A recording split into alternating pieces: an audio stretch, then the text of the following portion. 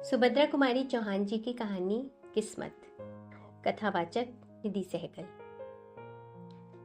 भौजी, तुम सदा सफेद धोती क्यों पहनती हो? क्या बताऊं मुन्नी। क्यों भौजी, क्या तुम्हें अम्मा रंगीन धोती नहीं पहनने देती? नहीं मुन्नी, मेरी किस्मत ही नहीं पहनने देती, अम्मा भी क्या करे। किस्मत कौन है भौजी? वो भी क्या अम्मा की तरह तुमसे लड़ा करती है और गालियां देती है? 7 साल की मुन्नी ने किशोरी के गले में बाहें डालकर पीठ पर झूलते हुए पूछा, किस्मत कहाँ है भौजी, मुझे भी बता दो। सिल पर का पिसा हुआ मसाला कटोरी में उठाते हुए किशोरी ने एक ठंडी सांस ली। बोली, किस्मत कहाँ है मुन्नी, क्या बताऊं। अंचल से आंसू पोंछकर किशोरी ने तरकारी बघार दी। खाना तैयार होने में अभी आध घंटे की देर थी। इसी समय मुन्नी की माँ गरजती हुई चौके में आई। बोली, 10 साढ़े 10 बज रहे हैं, अभी तक खाना भी नहीं बना। बच्चे क्या भूखे ही स्कूल जाएंगे? बाप रे बाप, मैं तो इस कुलच्छनी से हैरान हो गई हूँ। घर में ऐसा कौन सा भारी काम है जो समय पर खाना भी तैयार नहीं होता? दुनिया में सभी औरतें काम करती हैं, या तू ही अनोखी काम करने वाली है? एक सांस में मुन्नी की माँ इतनी बातें कह गई और पटा बिछाकर चौके में बैठ गई। किशोरी ने डरते डरते कहा, अम्मा जी, अभी तो 9 ही बजे हैं, आध घंटे में सब तैयार हो जाता है, तुम क्यों तकलीफ करती हो? चिमटा खींचकर किशोरी को मारती हुई सास बोली, तू सच्ची और मैं झूठी? 10 बार राण से कह दिया कि जबान न लड़ाया कर, पर मुंह चलाए ही जाती है। तू फूली किस घमंड में है? तेरे सरीखी 50 को तो मैं उंगलियों पर नचा दूं। चल हट, निकल चौके से। आंख पोंछती हुई किशोरी चौके से बाहर हो गई। जरा से मुन्नी अपनी माँ का ये कठोर व्यवहार विस्मय भरी आंखों से देखती रह गई। किशोरी के जाते ही वह चुपचाप उसके पीछे चली, किंतु तुरंत ही माता की डांट से वह लौट पड़ी। इस घर में प्रायः प्रतिदिन ही इस प्रकार होता रहता था। बच्चे खाना खाकर समय से आध घंटे पहले ही स्कूल पहुंच गए। खाना बनाकर जब मुन्नी की माँ हाथ धो रही थी, तब उनके पति राम किशोर मुवक्किलों से किसी प्रकार की छुट्टी पाकर घर आए। सुनसान घर देखकर बोले, बच्चे कहाँ गए हैं सब? नथुने फुलाती हुई मुन्नी की माँ ने कहा, स्कूल गए और कहाँ जाते? कितना समय हो गया, कुछ खबर भी है? घड़ी निकालकर देखते हुए रामकिशोर बोले, अभी 9:30 ही तो बजे हैं, मुझे कचहरी भी तो जाना है ना। मुन्नी की माँ तड़प कर बोली, जरूर तुमने सुन लिया होगा, दुलारी बहू ने 9 कहा था और तुम 9:30 पर ही पहुंच गए, तो इतना क्या कम किया? तुम उसकी बात कभी झूठी होने दोगे? मैं तो कहती हूँ, इस घर में नौकर चाकर तक का मान मुलाहिजा है, पर मेरा नहीं। सब सच्चे और मैं झूठी, कहकर मुन्नी की माँ जोर से रोने लगी। मैं तो ये नहीं कहता कि तुम झूठी हो, घड़ी ही गलत हो गई होगी, फिर इसमें रोने की कोई बात नहीं है। कहते कहते रामकिशोर जी स्नान करने चले गए। वे अपनी स्त्री के स्वभाव को अच्छी तरह जानते थे। किशोरी के साथ वो कितना दुर्व्यवहार करती है, ये भी उनसे छिपा ना था। जरा जरा सी बात पर किशोरी को मार देना और गाली दे देना तो बहुत मामूली बात थी। यही कारण था कि बहू के प्रति उनका व्यवहार बड़ा ही आदर और प्रेमपूर्ण होता। किशोरी उनके पहले विवाह के पत्नी के एकमात्र बेटे की बहू थी। विवाह के कुछ ही दिन बाद निर्दयी विधाता ने बेचारी किशोरी का सौभाग्य सिंदूर पोंछ दिया। उसके मायके में भी कोई न था। वह अभागिनी विधवा सर्वदा दया की ही पात्र थी, किंतु ज्यों ज्यों मुन्नी की माँ देखती कि रामकिशोर जी का व्यवहार बहू के प्रति बहुत ही स्नेहपूर्ण होता, त्यों त्यों किशोरी के साथ उनका द्वेष भाव बढ़ता ही जाता। रामकिशोर अपनी इस पत्नी से बहुत दबते थे। इन सब बातों को जानते हुए भी वह किशोरी पर किए जाने वाले अत्याचारों को रोक न सकते थे। 100 की सीधी बात तो ये थी कि पत्नी के खिलाफ कुछ कह के वे अपनी खोपड़ी के बाल न नुचवाना चाहते थे, इसलिए बहुधा वे चुप ही रह जाया करते थे। आज भी जान गए कि कोई बात जरूर हुई है और किशोरी को ही भूखी प्यासी पड़ा रहना पड़ेगा। इसलिए कचहरी जाने से पहले किशोरी के कमरे की तरफ गए और कहते गए कि भूखी ना रहना बेटा, रोटी जरूर खा लेना, नहीं तो मुझे बड़ा दुख होगा। राम किशोर का ये वाक्य मुन्नी की माँ ने सुन लिया। उनके सिर से पैर तक आग लग गई।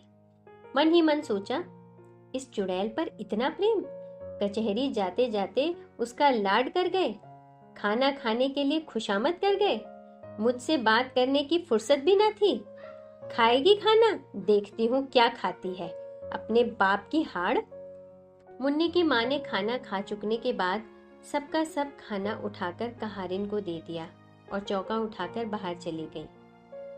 किशोरी जब चौके में गई तो सब बर्तन खाली पड़े थे।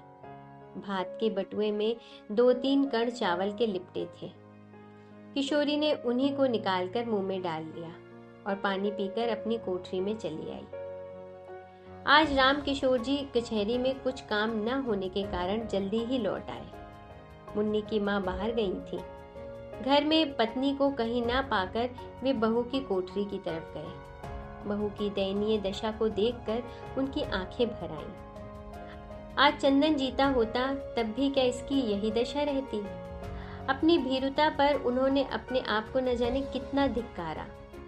उसकी धोती कई जगह से फटकर सी जा चुकी थी। उस धोती से लज्जा निवारण भी कठिनाई से ही हो सकती थी। बिछौनों के नाम से खाट पर कुछ चीथड़े पड़े थे। जमीन पर हाथ का तकिया लगाए वह पड़ी थी। उसको झपकी सी लग गई थी। पैरों की आहट पाते ही वह तुरंत उठ बैठी। राम किशोर जी को सामने देखते ही संकोच से जरा घूंघट सरकाने के लिए ज्यों ही उसने धोती खींची, धोती फट गई। हाथ का पकड़ा हुआ हिस्सा हाथ के साथ नीचे चला आया। राम किशोर ने उसका कमल सा मुरझाया हुआ चेहरा और डबडबाई हुई आंखें देखी। उनका हृदय स्नेह से कातर हो उठा। वे ममत्व भरे मधुर स्वर में बोले, तूने खाना खा लिया है बेटी? किशोरी के मुंह से निकल गया, नहीं। फिर वो संभल कर बोली, खा तो लिया है बाबू। राम किशोर जी बोले, मुझे तो ऐसा मालूम होता है कि तुमने नहीं खाया है। किशोरी कुछ न बोली। उसका मुंह दूसरी ओर था।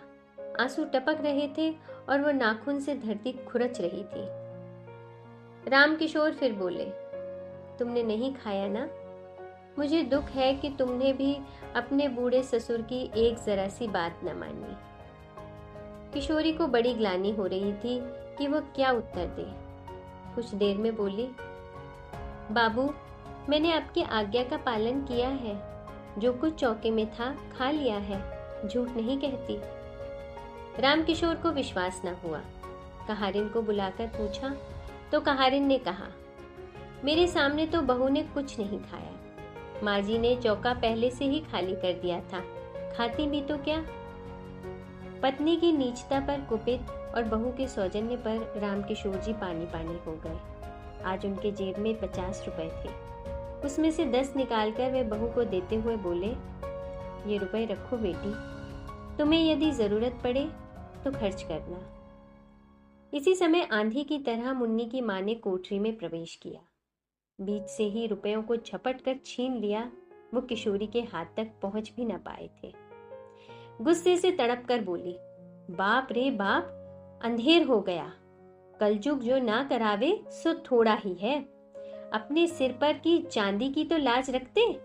बेटी बहू के सूने घर में घुसते तुम्हें लाज भी ना आई।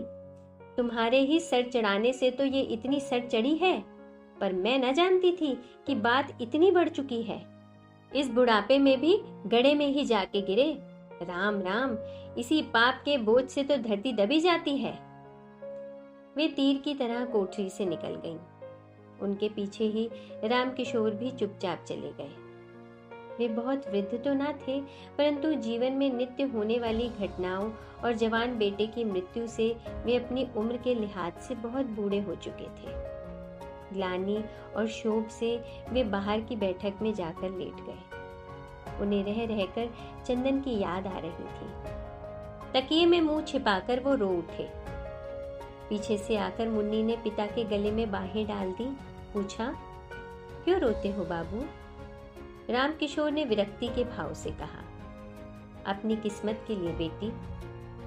सवेरे मुन्नी ने भौजी के मुंह से भी किस्मत का ही नाम सुना था और उसके बाद उसे रोते देखा था। इस समय अब उसने पिता को भी किस्मत के नाम से रोते देखा तो उसने विस्मित होकर पूछा, किस्मत कहाँ रहती है बाबू? क्या वो अम्मा की कोई लगती है? मुन्नी के इस भोले प्रश्न से दुख के समय भी रामकिशोर जी को हंसी आ गई और वे बोले, हाँ, वो तुम्हारी माँ की बहन है। मुन्नी ने विश्वास का भाव प्रकट करते हुए कहा, तभी वो तुम्हें भी और भौजी को भी रुलाया करती है। सुभद्रा कुमारी चौहान जी की कहानी किस्मत। कथावाचक निधि सहगल।